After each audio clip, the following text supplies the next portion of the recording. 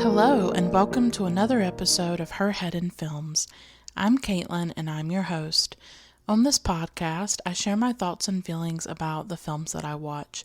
They tend to be art house and world cinema. What makes this podcast unique is that I weave together my life experiences with an in-depth discussion of the films that I love. I explore the impact that cinema has on me and why I connect so deeply to it. As I like to say, my head isn't in the clouds, my head is in films. Today's episode is all about Alejandro Amenábar's 2001 horror film, The Others. I want to tell you before I go any further that there are full spoilers in this episode. There is a major twist at the end of this film, and I talk about it. It's the primary thing, actually, that I talk about in the episode because I think it's so fascinating.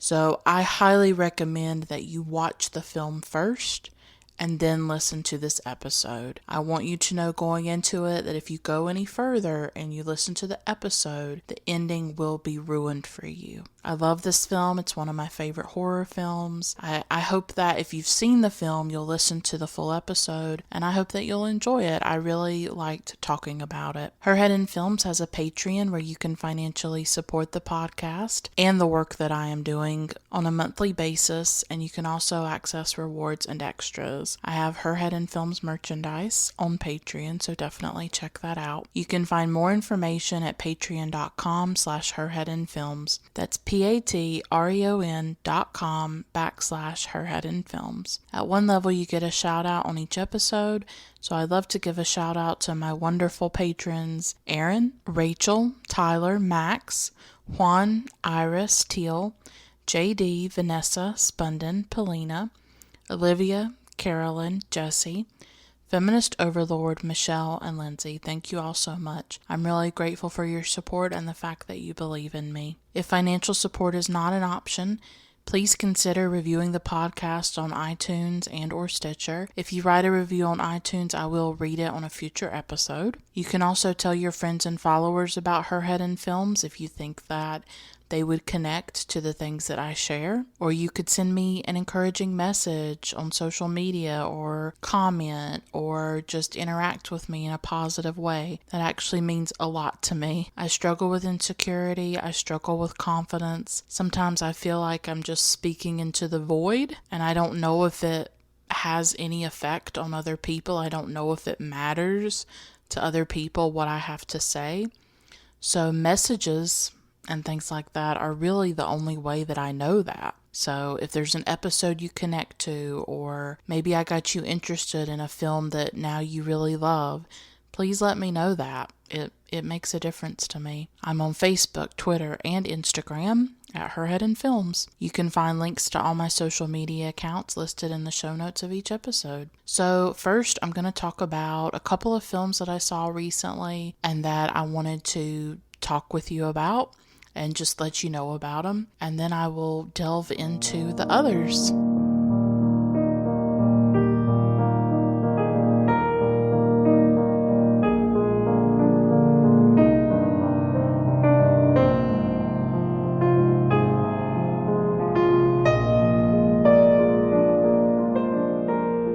So I've added this segment called What I've Been Watching, and it's just a space for me to talk about a few films that I've seen and that might interest you or that I want to bring to your attention, but that I don't want to do like a full episode about. I just want to let you know about them.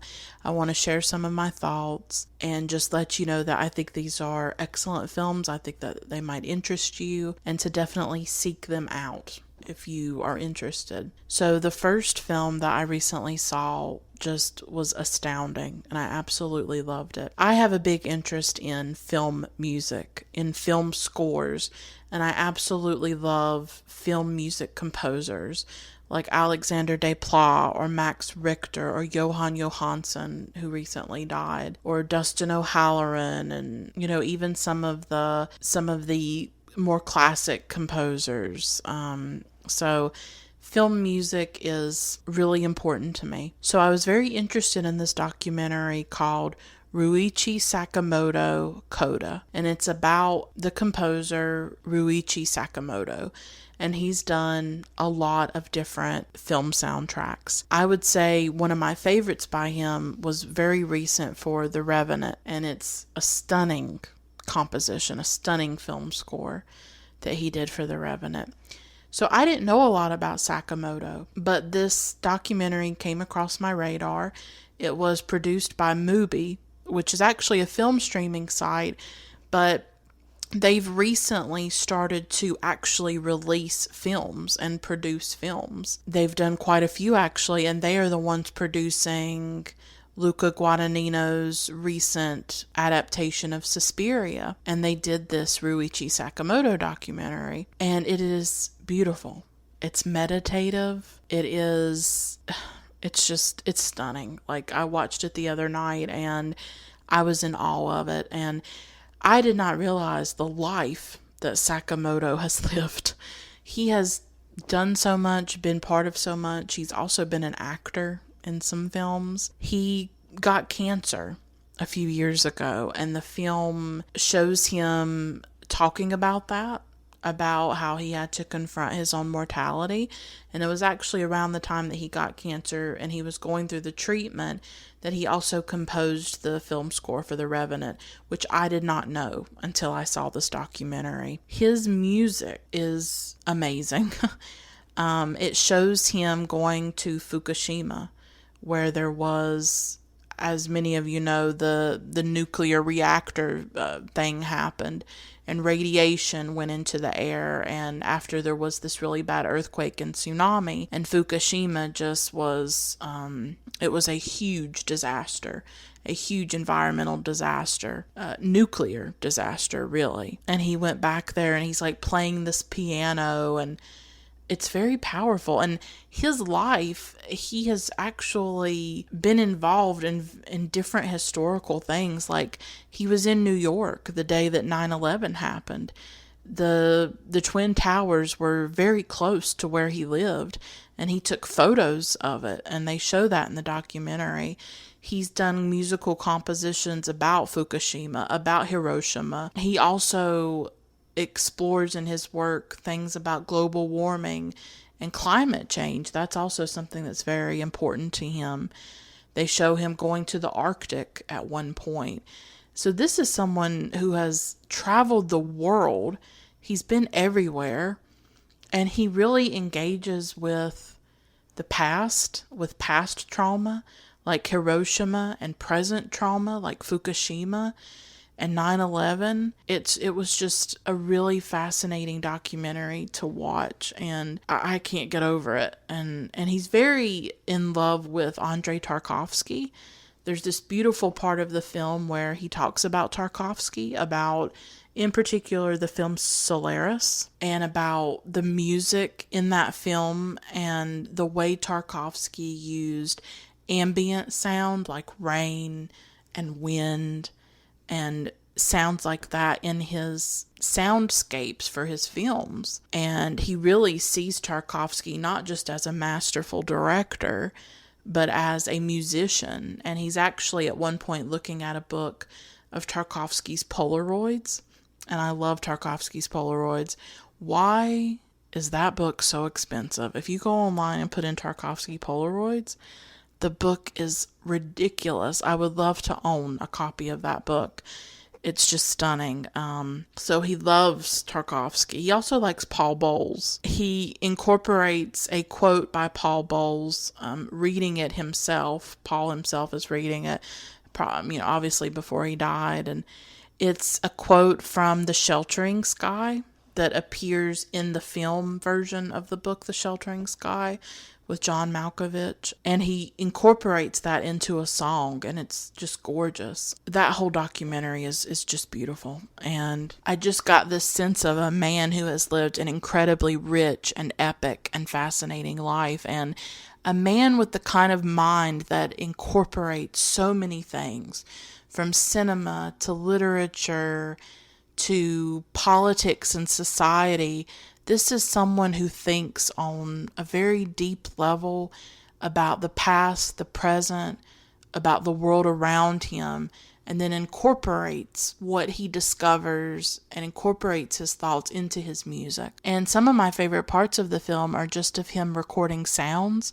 Like he goes into the woods and he's recording, bird song or the sound of the wind. At one point, he's recording the rain and what that sounds like to incorporate into his music. So I absolutely loved this documentary. If you get a chance to see it, please do. The other film that I saw recently that absolutely blew my mind was Lucrecia Martel's The Holy Girl from 2004. This is my second film by Martel. The other one I've seen is The Headless Woman, and The Headless Woman is enigmatic. I think it's a difficult film in a lot of ways, and I wouldn't say that it affected me the way that The Holy Girl has affected me. Like, I am still thinking about this film.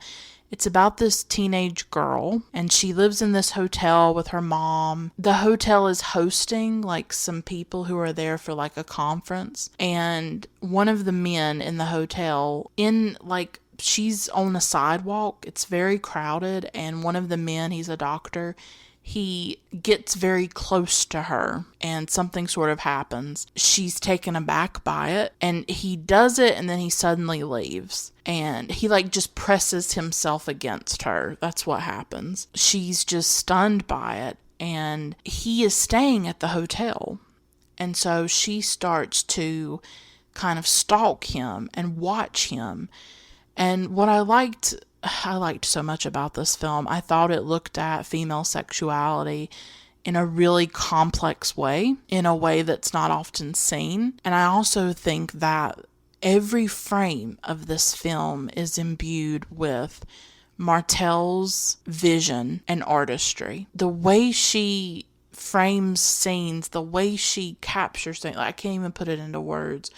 There's an unspoken thing about her work. It's very emotional to me. It's very intuitive. It is art to me personally. And I don't know if I felt that when I saw The Headless Woman, but when I saw The Holy Girl, I was like, this is a visionary. This is an auteur. This is someone with a vision. Like, so many times you'll watch a film, especially in today's time, and you just think, what is this director trying to say? You have a camera, you have a budget, you have the chance to make a film. What are you saying? Are you wasting my time?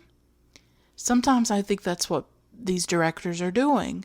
You have the chance to create a work of art. Do something. Do something with it. Do something with the camera. Have a perspective. Have something to say. And you don't always get that when you watch films today. But when I watched Martel, when I watched The Holy Girl, I felt like every frame, this is someone who has a lot to say. A lot to say. And what I loved most was that this is really about a woman turning the tables. These guys that go and do these things where they press themselves against a woman or they do things like that, they never expect the woman to touch back. They never expect the woman to do anything back. They just expect her to be passive and submissive. And this girl, the Holy Girl, this girl, Amalia, that's her name, played by the stunning and haunting Maria Alche. She gives such an amazing performance in this film. Like, her eyes are so fascinating. She stalks him. She starts to watch him because in that moment she's both repulsed and aroused. And that's what the film is looking at, is that conflict, is that contradiction, that when you're young and when your sexuality is starting to develop, of the complicated feelings of how you desire attention, you desire male attention, you desire wanting to be desired, but then maybe you don't know how to handle being desired, even as you want it at the same time. And he violates her space. He violates her, and she doesn't let him off the hook for it. She engages with him. She follows him. She's almost like haunting him. She's not going to go away. She is like a perpetual reminder of what he has done. And because she's religious, she's also pursuing him, I think, not just because she's aroused by it. And I think she's confused by that, and she doesn't know why she's aroused by it. But she's also stalking him because she thinks that she can save him. She's very religious in the film. And so it works. It's just this fascinating film. Like, I'm not even doing it justice as I talk about it. Maybe I'll do a longer episode about it one day. I don't know. I don't even know if I have what it takes to talk about Martell at all. But what I liked was her agency. What I liked was that she went after him, that she wouldn't go away, that she started to invade his space. And she started to pursue him and stalk him and remind him of what he's done, but at the same time, she's trying to save him. She thinks in her mind that she can save him. And so I just thought the film captured that amazingly, captured sexuality in a really complex way, especially for a teenage girl, captured female friendship too. She has a friend in the film, and that's really complicated. So there's so much going on in this film. So I'll stop there. Those were two films that really impressed me and that I would definitely recommend to you if you're interested in them at all.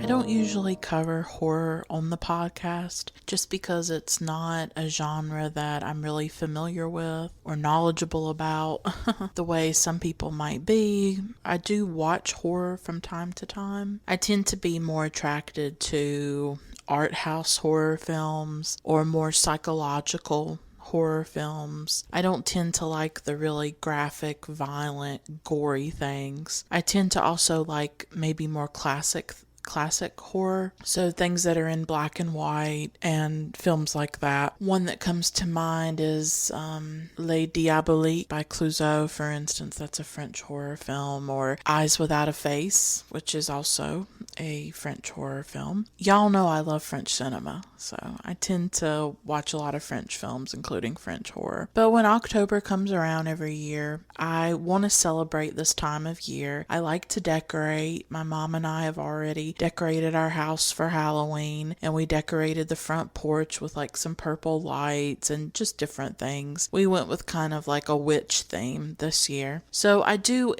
enjoy sort of reveling in this holiday, in this time of year. I call it, the most ghoulish time of the year. I have talked about some horror films on the podcast, like Carnival of Souls and Don't Look Now. Carnival of Souls is probably one of my favorites. I absolutely love that film, and I really enjoy doing my episode for it too. It's like this little film, it's like a little cult film. I don't know if tons of people know about it or enjoy it, but it's definitely one of my favorite horror films. And The Others is also a favorite. I saw it a few years ago. I never had a lot of interest in it. It's been really sort of lampooned in popular culture. There are certain scenes that have shown up, I think, in some of those films that mock some of the horror films out there. I didn't know much about it. It came out in an odd time because Tom Cruise is one of the producers of the film, one of the executive producers, I think. And it came out in 2001, and 2001 also happens to be the year that Tom and Nicole Kidman divorced. And so what I remembered for a long time about the film was how it came out in this weird sort of period in both of their lives, where he was attached to the film, but they were going through a divorce. I'm not sure if the film came out before or after the divorce, but it's really the last film that they are connected to each other. And I think before that they had done Eyes Wide Shut, and I started that film recently, but I haven't finished it. I have this terrible habit of starting films, like I'll watch 30 minutes or I'll watch an hour and then I'll abandon them or I'll just get busy. But I definitely want to go back to Eyes Wide Shut for sure. I was aware of the film for that reason, because really what's fascinating to me about Nicole Kidman, besides just her great acting, is how once she divorced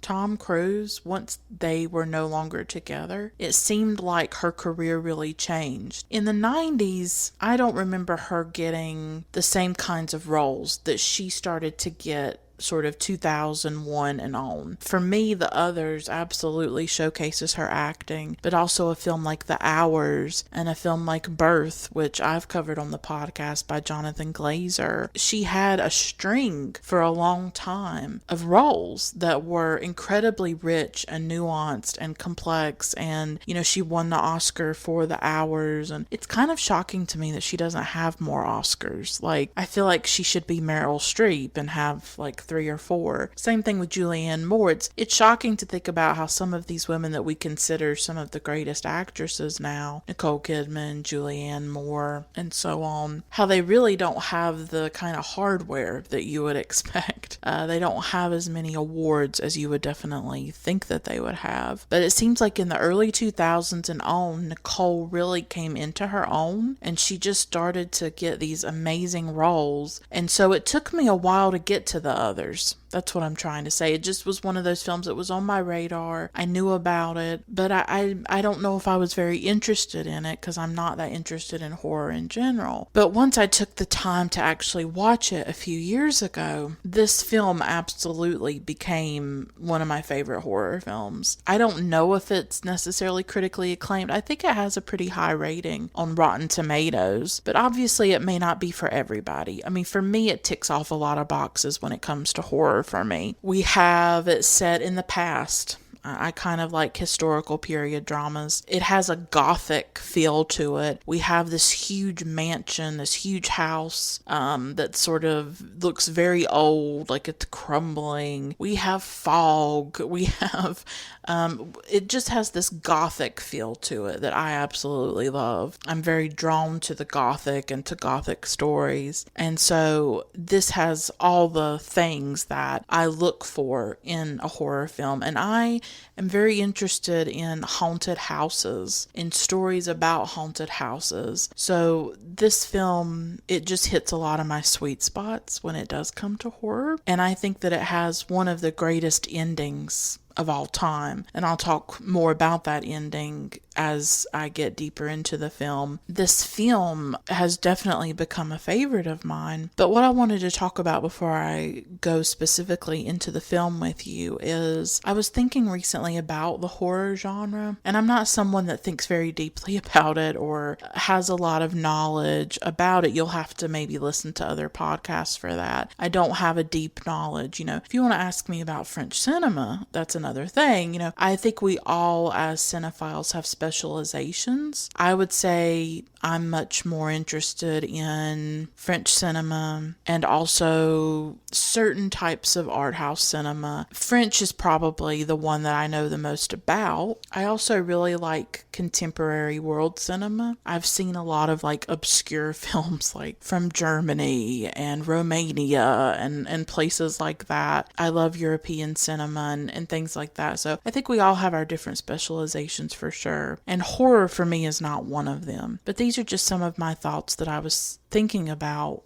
with horror. And that is that I feel like horror films are really one of the few spaces, or they open up a space for us to look at and talk about and engage with really dark things like fear and terror and trauma and loss, death, grief, pain. I can't name another film genre where you can engage with those things, where it is acceptable to talk about them. And when Halloween comes around every year and there's this big, interest in horror films and everybody's watching them and really engaging with them, we're consuming things that are really dark and heavy and about like murder often and death and madness. In normal everyday life, you just don't talk about those subjects. You're not allowed to talk about those subjects. But when you watch a horror film, you can see those things acted out or represented in a way that is maybe safer than having having to encounter them in your everyday life. You know, if you were to wake up one day and find out that your neighbor had been murdered, you wouldn't be very happy about that, obviously. That would be scary and disturbing and unsettling. But when you watch a film about murder, or a film about a serial killer, or a film about trauma or death or loss, there's a distance there and you're a bit removed from it, but it's still okay for you to engage with it in some way. And for me personally, at times I find that really comforting. And I would also say that's part of the root of my interest in true crime. I don't know how much I've gone into it on this podcast, but I am one of those true crime obsessed people. I watch a lot of like forensic files. I don't listen to a lot of true crime podcasts actually, which might be surprising. I tend to be more interested in docuseries, things like that. I like real stories. Like I'm not as into say CSI or Law and Order, the fictionalized accounts of crime. I'm much more interested in true crime. I even watch a lot of the old forensic shows, like I said, Forensic Files, but also things like American Justice and The New Detectives. Those were some shows that were on the Discovery Channel and A&E back in the 90s. Unsolved Mysteries is a really big show for me that I've been rewatching recently now that it's available for streaming. So my whole life, from the time I was a child, I have been interested in these darker things, but I explored them through true crime more than horror. I didn't watch a lot of horror growing up, but when I do engage with horror, I'm very attracted to ghosts, the supernatural, I guess you could say, to things sort of set in maybe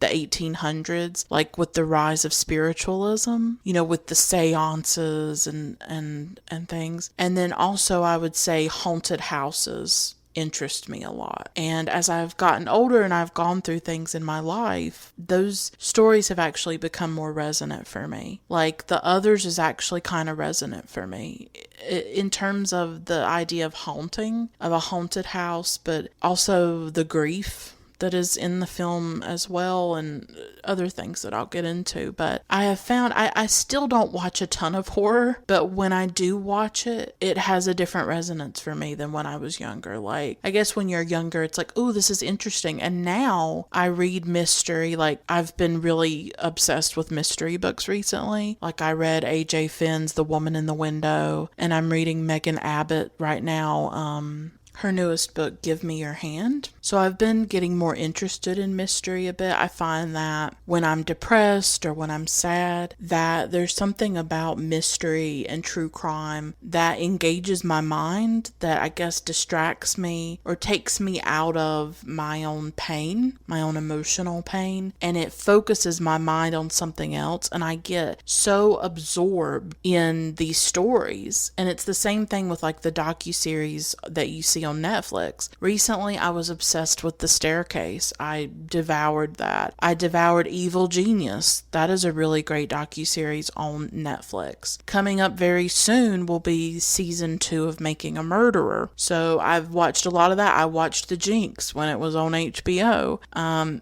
If there is a true crime docuseries out there, I've probably seen it. And I've seen a lot of true crime documentaries as well. So horror and true crime for me, they're ways but the thing is that they don't just focus my mind. They're not just escapist. I wouldn't put them in just those terms. Something that I've really connected with about true crime shows is the victims and their families telling their stories. I also found that it was a way for people to talk about grief and loss that really resonated with me and kind of comforted me. And I guess it still does to a certain extent, because I lost my father in 2006. I was 16 years old, and it was traumatic and it was catastrophic for me personally, because he was everything to me. He was my best friend and we were very close. And a lot of the issues that I have and that I talk about on a regular basis on this podcast, you know, mental illness, depression, anxiety, grief, a lot of it stems from his death and from what that trauma did to me at such a young age. So when I've watched true crime shows and seen victims' families where they're talking about the person who was murdered, they're talking about who they've lost, that's been important to me, to see that, to sympathize with that, to relate to.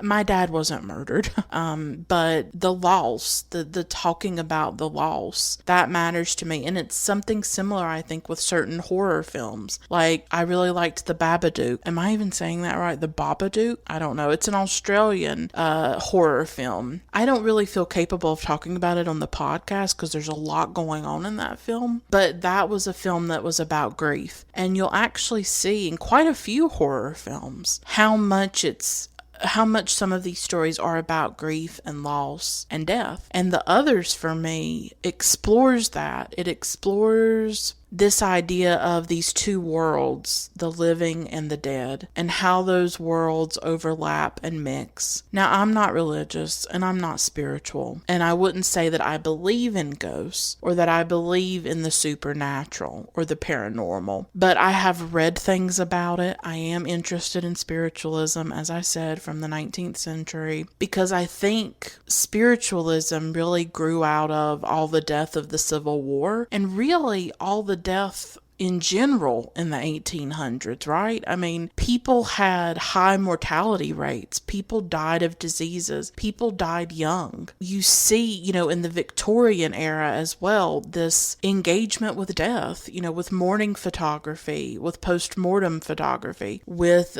communicating with the dead, that interest in ghosts and the supernatural, because you miss the people that you have lost and you want to know what happens to them after they die, and you want to believe that they're in a better place and that you're going to meet them again.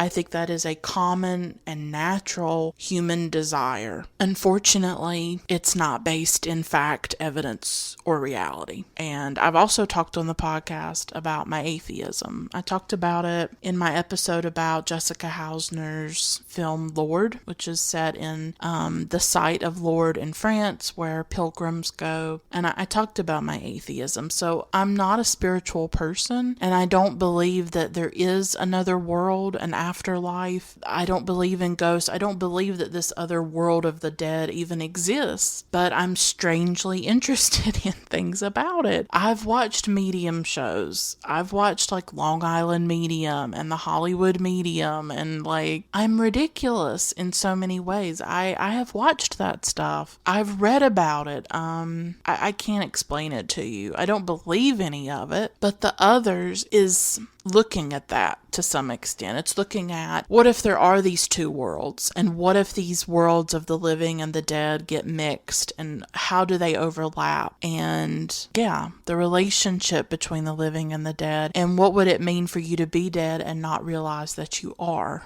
And that's why the twist in this film is so smart, I think, and clever. So I just wanted to talk a minute.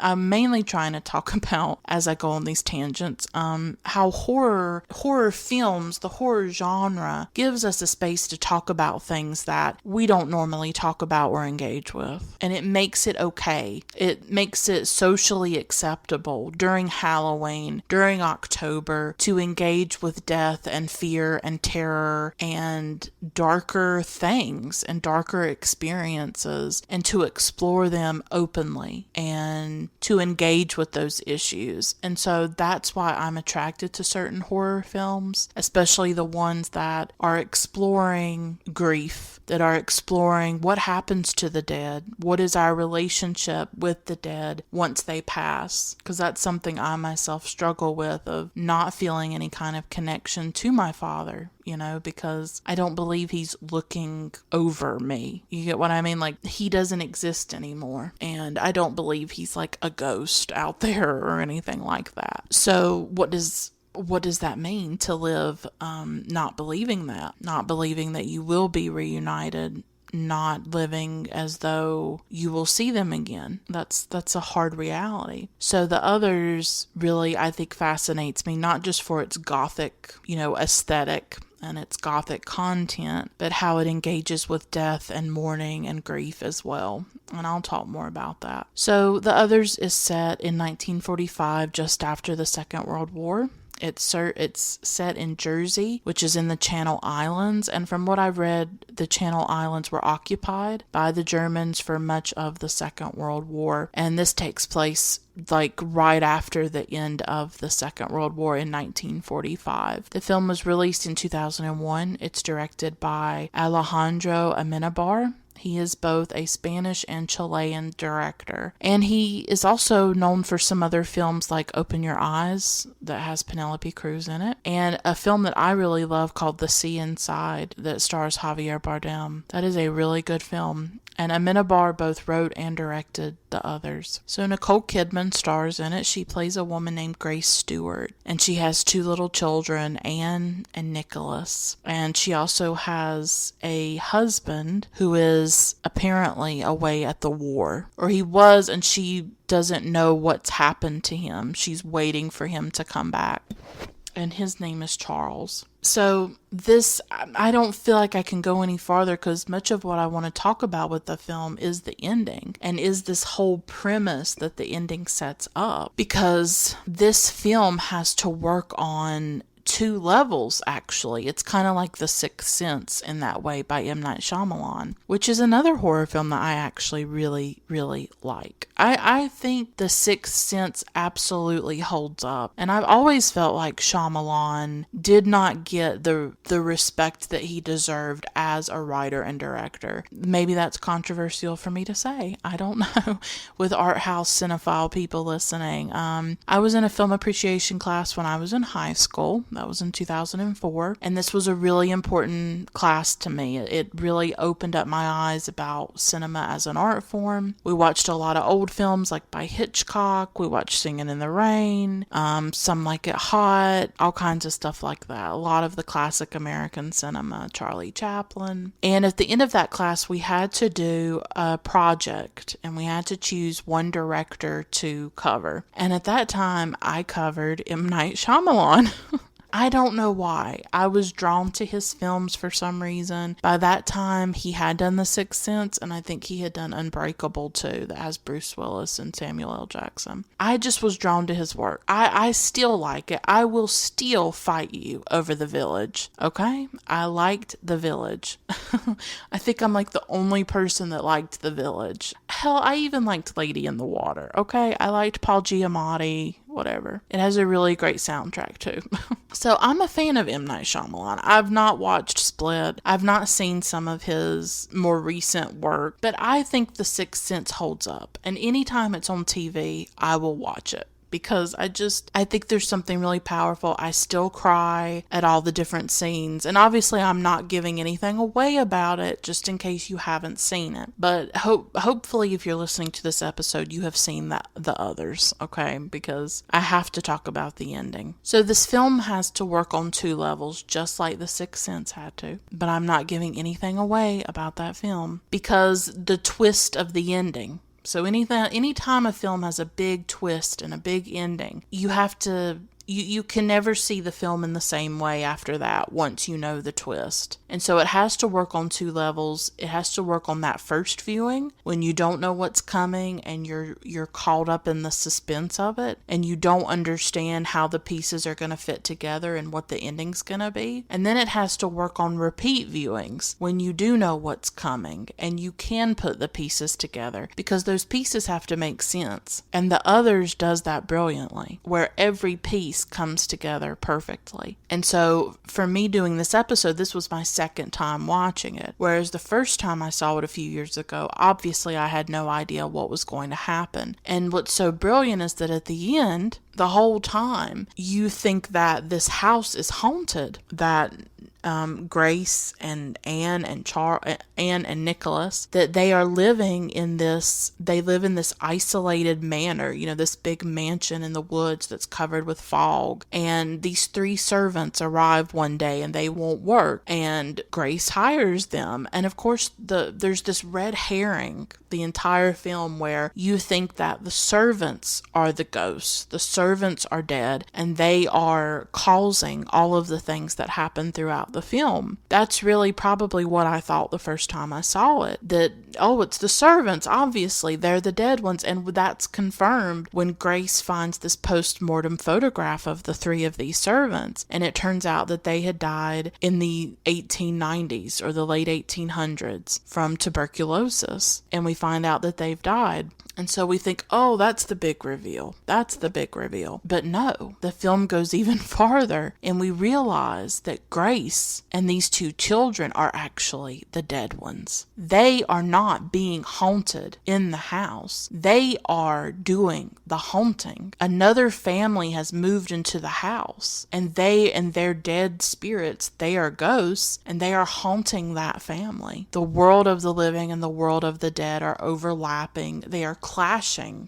with one another. That twist is just absolutely brilliant to me, that in the end we see this seance happening where this old woman who has been in the film previously, when she's in the veil, Grace sees her all of a sudden in the veil when Anne is trying on her dress for, I guess, communion or something like that. And we realize that actually she is the medium, and she's conducting this seance to communicate with Grace and the children, because Grace had gone mad. Apparently, I guess she had gone mad over the death of her husband, because we do see Charles in the film, and he's obviously dead. He obviously died in the Second World War. Yeah, I mean, she is alone in this house during the war. She's trying to take care of two children. Her husband has died or is missing. It's not totally clear what has happened to him, but obviously I think there is grief there, and that she probably loses her mind over it, and she kills her children. She smothers them, and then she shoots herself. They are the ghosts. They are haunted in a lot of ways. They have created this haunted house, and this whole time they didn't know.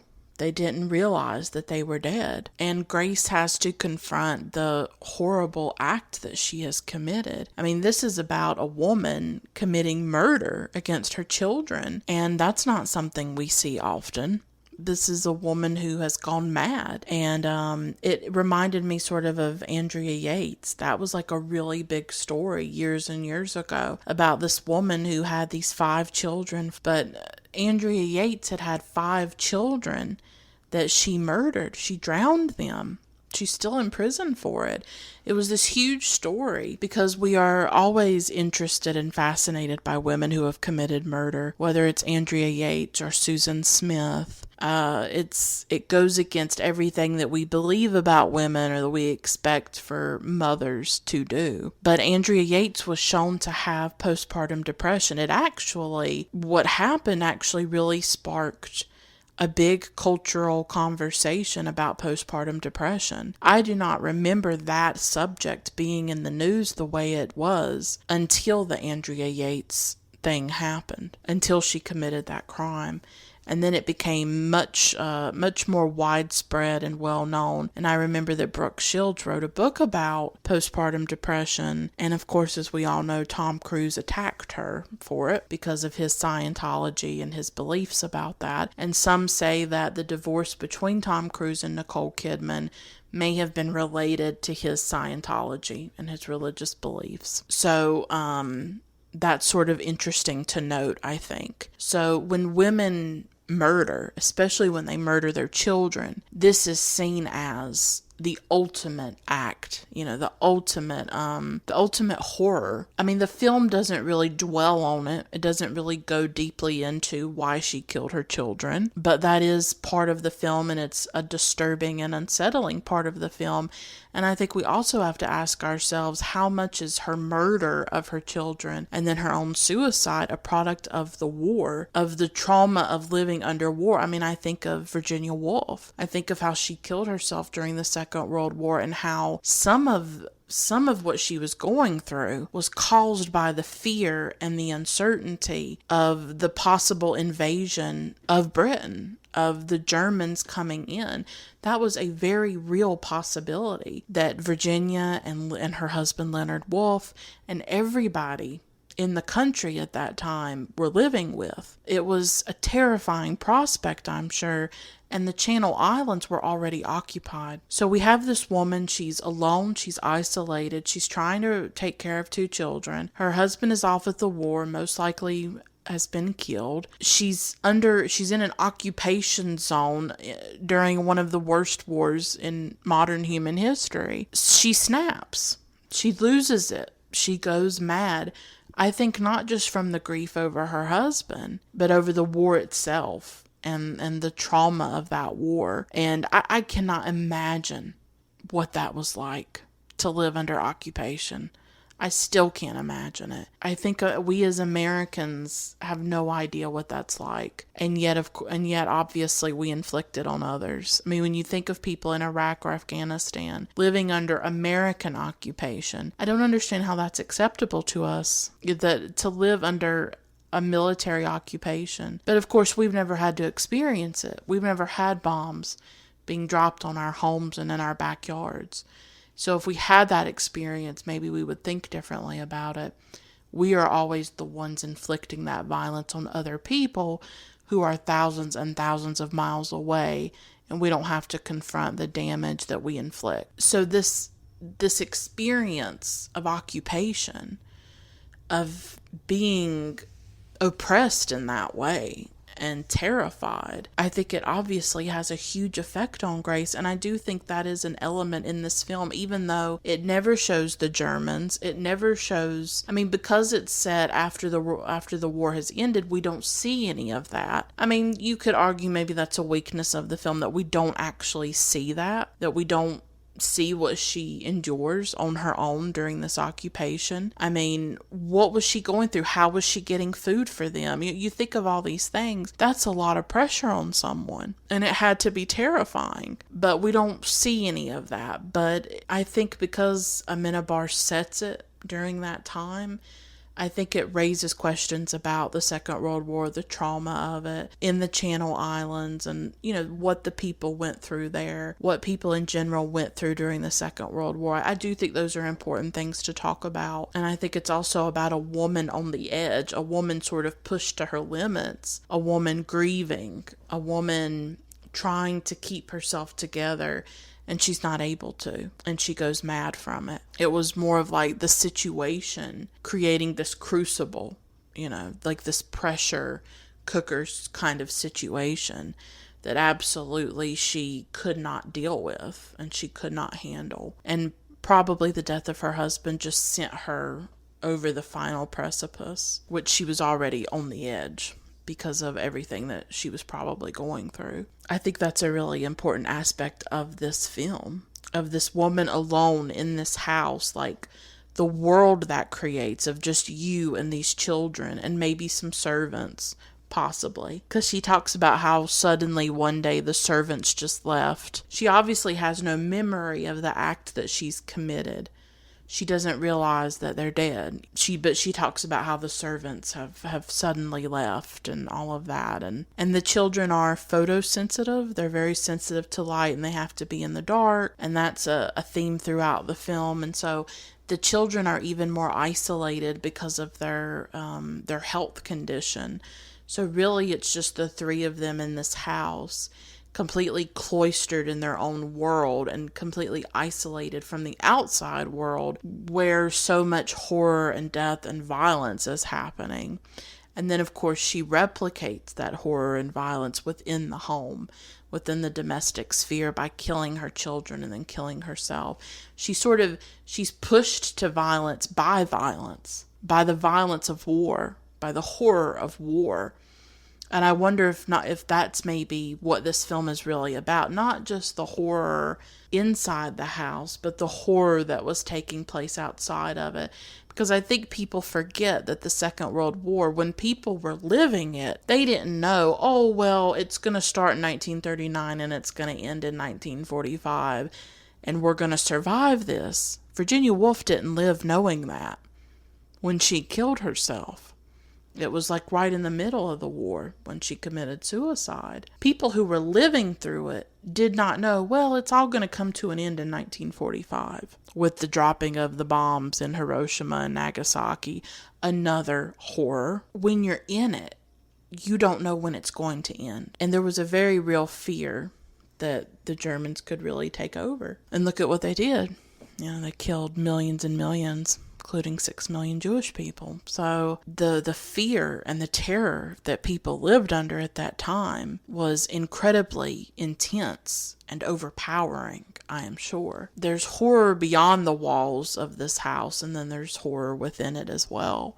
But the horror within it is like a reflection, I think, of the horror happening outside of it. And I think sometimes those are the films that I'm most drawn to, that don't just talk about like the horror of just, going to summer camp and there's somebody who kills you, but films that engage with war and violence and larger issues, And I think The Others is kind of doing that. I mean, in my own interpretation of it. So I don't think it's just this gimmicky film. Oh, look at the end. They're the ghosts. They're dead. I didn't see that ending coming.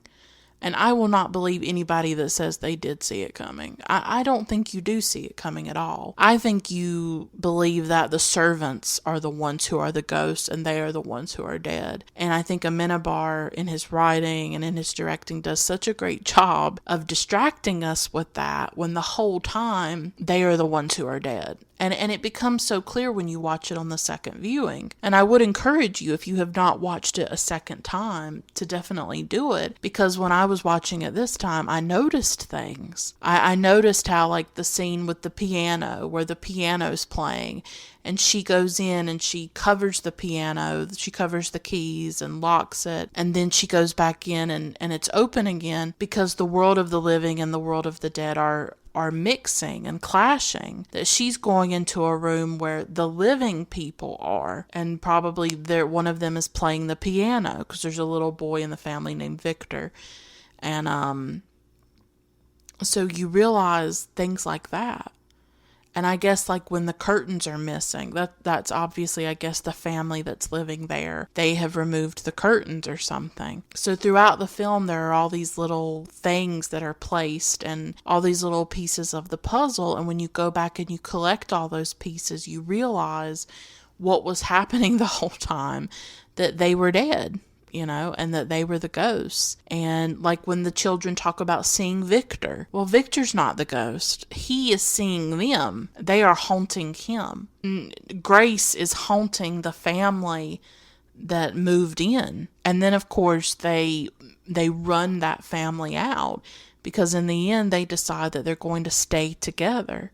That she and her children and the servants are going to live like in this kind of purgatory, or this kind of limbo, where they can exist almost like they are living, but they're actually dead. And it's a way for them to be together. And I wonder too if Grace killed the children because she thought that they might be separated, that with the German occupation she feared that her children could be taken from her, or she feared that they could be killed. I mean, I know that at one time during the film she mentions bombings and raids and things that have happened. And at first, when I was watching it, I thought, oh, they must have died in an air raid. That's what I thought at first. Because it's been so many years that I had forgotten exactly how they died. I just knew that at the end they were dead. But then, of course, I realized later on, oh, she killed them and then killed herself. But I wonder if part of her reasoning was that they could be separated, or something could happen to them, like in an air raid or a bombing. That was, I'm sure, a very real fear. Like, I would urge you to read Virginia Woolf's A Writer's Diary. She actually talks about bombings and different things like that she lived through, and she puts it into words, like this confrontation that every person had to have with death, with hearing bombs fall, with hearing these raids, and knowing that at any time they could die and it could all be over.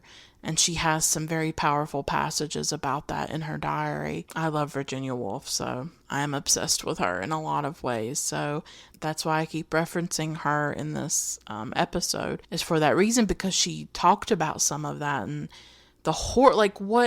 I read her writer's diary a long time ago, and I'm actually trying to read all her diaries now. I think there's 5 volumes actually, and I'm still on volume 1. I've been on volume 1 for a year. I'm such a slow reader for certain things. I read A Writer's Diary many years ago. I need to revisit it, but I just remember the passages during the Second World War and the way that she wrote about the bombings and the raids. And I just remember how they conveyed the fear and the terror and the horror of it. So even though this is set on the Channel Islands, which is not where Virginia Woolf lived, obviously. But they were living under that occupation and they were living under that similar fear. So that's why I thought of it, because I wonder if Grace, and I know this is a film, I love how I talk about it like these people really existed, but her story in a way I think sort of represents some of that experience of trying to survive a war and trying to raise your children and trying to get through it, and the terror and the fear and the horror of it, and how that can push you over the edge and how it can make you very scared. And so I wonder if she also killed her children and herself in her belief that they would always be together. Because she's very religious in the film as well. She has the children reading the Bible and things like that. And she talks about God and Christianity and religion a lot throughout the film. And so I wonder if she thought they would be together some way, like in heaven. And so they sort of create their own afterlife together in the house, that they won't be parted, they won't be separated. They'll live together in this house with the servants. And one of the servants says that at times they will notice the living and they'll sense them, and then sometimes they won't, and that it's just something that that they'll experience at times. Sometimes they'll sense the others, right? But of course the whole twist is that they are the others. They thought they were being haunted by the others, but they are the others. And so I just love that twist personally. I just think it's so powerful. I also think it's sort of interesting that it's just Grace and the children in the house, and not the husband, and not Charles, the husband and father. Because at one time in the film, he comes back. Grace she's going to try to go find a priest to bless the house when she thinks that it's being haunted, and she wants these people and these intruders, as they call them throughout the film, she wants them removed. And so she's going to look for a priest to bless the house, but she gets lost in the fog. There's this huge amount of fog around the house, and she's out there walking in the woods, and she comes across Charles, her husband. And so we think, oh, he's back from the war. It's the end of the war and he's coming back. And no, obviously with this second viewing, I realized, yeah, he's dead. They can see each other. But for some reason, he leaves. He doesn't stay at the house. And I'm not sure how I interpret that exactly, that all of them are not together. Like, it's so strange to me that he shows up and there's this reunion and then he leaves suddenly. He leaves like the next morning. Maybe his soul is not ready for that. Or maybe he's horrified by what she's done by killing the children, and she doesn't realize that she's killed the children. Could he be a hallucination? I'm not quite sure, actually. But I do think it's interesting that it just ends up being her and the children. And even though she grieves him and she's waiting for him, there's this very moving moment where she's holding like a shirt of his and she's crying. And some of her madness probably came from his death and from her grief. He is not reunited with them for eternity, right? It's just her and the children that will live in the house together. I wonder what other people's interpretation of that is. Like, maybe I'm missing something.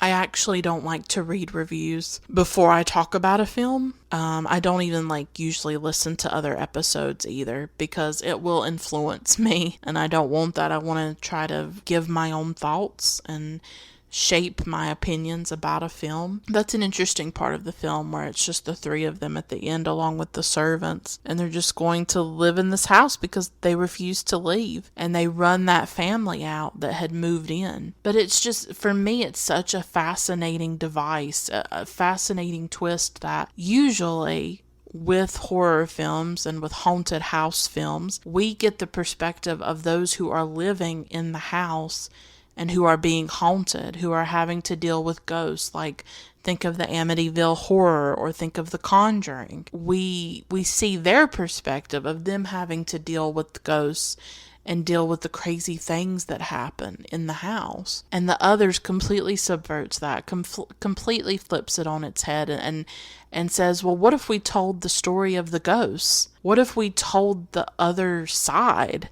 Like literally the other side, if you believe that there is this other side where the dead still exist. Like, it's about telling their story and about how they ended up like that and why they're in the house and how they're not actually purposely haunting it, that they think that they're still alive. And the things that seem like haunting is just them living their lives, That's fascinating to me, that they're not purposely haunting this family. They're just living their lives and going about their lives, and it ends up scaring the hell out of these people, for them to like put up the drapes or to lock the doors.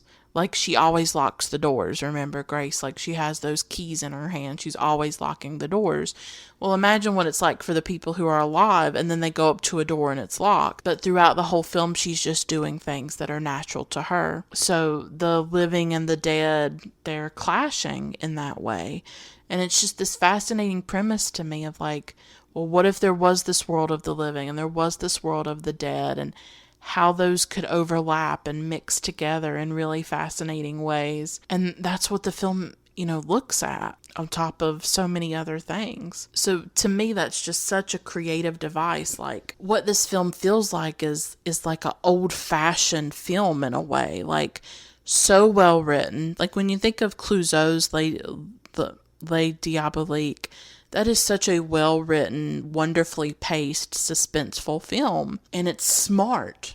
It's just a very smart film. I'm not going to give away that film either. So I like smart films. I like well-written, well-constructed films. And for me, The Hours has that.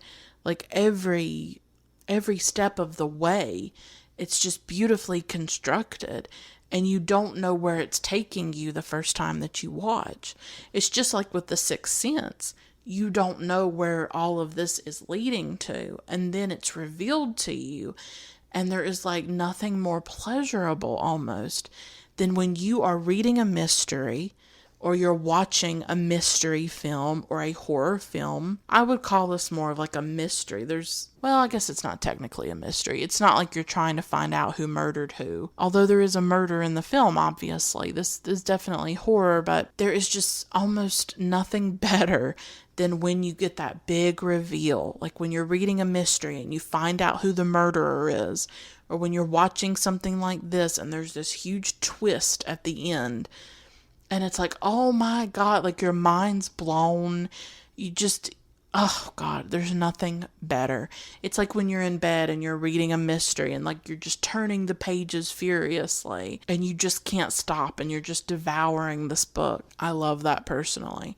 I love that feeling. And that is why I continue to read sort of mystery and crime fiction personally, is because there is like a high to it.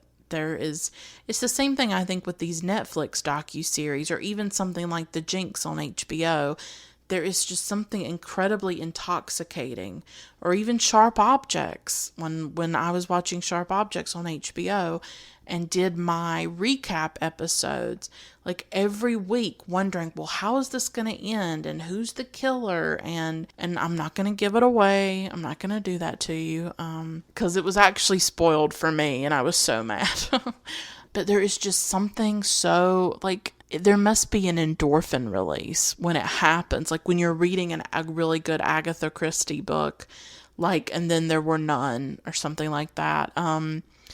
Which I love Agatha Christie personally. I'm a big fan of her work. Or Tana French. I absolutely love Tana French.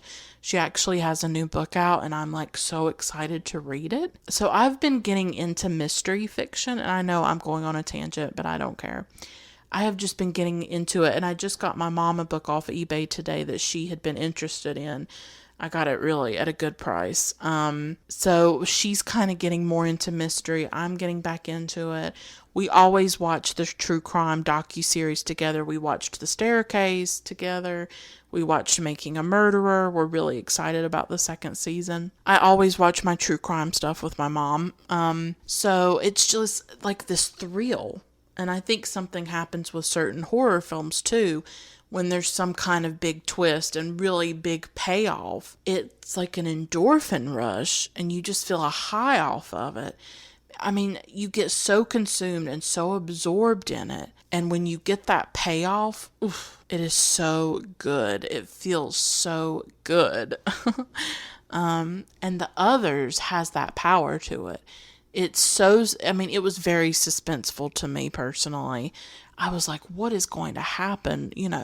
And then there was a pleasure in watching it the second time where I was wondering, ooh, what's going to happen? Well, no, the second time I wasn't wondering what's going to happen. I was actually more engaged and I was actually more critical as I was watching the second time because I was thinking about how he was leaving us clues throughout the narrative, Amenábar was, and how you can put all those pieces together the second time and you can see, the thing about a film like this is that everything has to almost have a double meaning, has to have a double possibility, like everything that is put in the film. Everything about it has to have a double meaning. It has that meaning the first time you're watching it and you don't know what's coming. And then it has that second meaning where you realize, oh, that's why the curtains were taken down. The servants didn't take the curtains down. The homeowners took them down. And, oh, that's not a ghost playing the piano. That's somebody in the house playing the piano, and Grace thinks that it is a ghost. Like, everything has to have that double meaning to it, or a double interpretation, or multiple or ambiguous interpretations. And that's how it works, is that you assume one thing about it, like the old lady in the communion dress, like when the little girl is in her communion dress and her veil. That's been like so parodied, like in pop culture, and it's like a big part of the film. It's a big scene. At the first time you're thinking, why in the world is this old lady in this veil? What is this? And then at the end, it all makes sense because she is the medium. She's trying to connect with Grace. And maybe that's a moment at which Grace connects with her and she's terrified of it. And instead of seeing her daughter in the communion dress, she sees this old lady, this medium. So everything has to work on multiple levels for it to make sense at the end and for it to make sense in repeat watches. So I loved this film. I absolutely loved it. I was reading how Roger Ebert gave it like not a lot of stars, and I guess he didn't like it, but it's like one of my favorite horror films because I don't think it's gimmicky. I think it could have been. I think it could easily have been just this big twist at the end. But I think the best films, even when they have these big twists and these things that you don't see coming, I think if they're written well and they're directed well, they can actually work on multiple levels and you can actually see new things when you're watching them for a second, a third, a fourth, how many other times you watch it. So for me, The Others is definitely like a staple in my horror film canon. But of course you have to take that with a grain of salt or a grain of sand. I don't know what the saying is, because I'm not a horror like aficionado personally. Although I've really started to get interested in Asian horror films from the early 2000s. And I have a lot of plans to watch some more of those. Like, I really want to watch Audition, and I want to watch Creepy, and I want to watch Dark Water, not the American remake. Although I do like the American remake, I will be honest. And The Ring and The Grudge. I want to watch the original Asian versions of those films. I find myself very drawn to Asian horror from the early 2000s personally. There's one called Pulse, and it's just amazing. I saw that a few years ago, and there's this really good Thai horror film called Shudder. I was really impressed by that one, so I'm getting very interested in Asian horror from the early 2000s. I gotta explore that more. And then I like some of the more classic horror films too, like I said earlier, like Eyes Without a Face and Les Diaboliques and things like that. So I'm not a horror aficionado by any means, but I wanted to celebrate the Halloween holiday. I wanted to get into the spirit of it, and I wanted to talk about the others. I think it's a really great film. I've really enjoyed talking about it. To sum everything up, for me, what's great about this film is that it works on multiple levels. It works on that first viewing when you don't know what's going to happen, and then it works on repeat viewings when you realize the story and you know what's coming, and so you can see how all of that came together. It still works for me personally. I didn't know if it would. When I rewatched the film, I didn't know how it would affect me or what I would think of it, and I was really impressed with it. I think that it's a film really about some of the trauma of the Second World War. I think it's about grief and madness, but also a woman living in a time and place that is profoundly terrifying and horrific, and a woman who's not able to process it or to handle it because she's alone with her children in this isolated house. She's grieving her husband, worrying about her husband. She's terrified of what could happen to her and her children, and something in her breaks. Something in her just crumbles.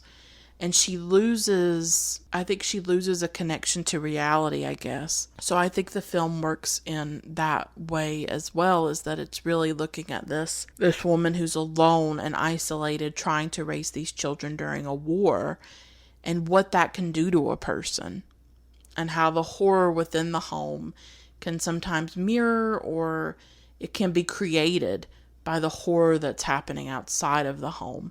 Because even though they have this big mansion, they are not protected from this war. Nobody was protected from it. Everybody was vulnerable. Everyone was scared and terrified. And it just works as a really great gothic film. You know, it has this very eerie mood. This large house shrouded in fog.